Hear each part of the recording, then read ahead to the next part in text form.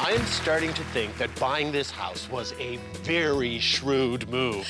I know. Look how much house prices are up. Well, believe me, I know the housing market and... Whoa! Uh-oh. I'll go get Flaherty's mixture.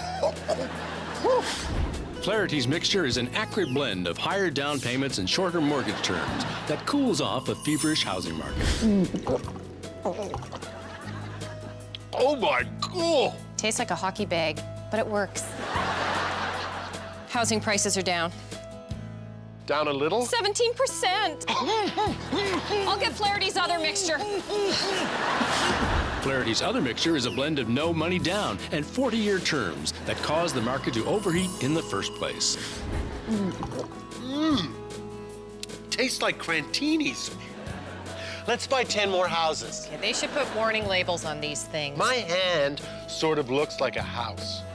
No, you shouldn't mix Flaherty's mixtures.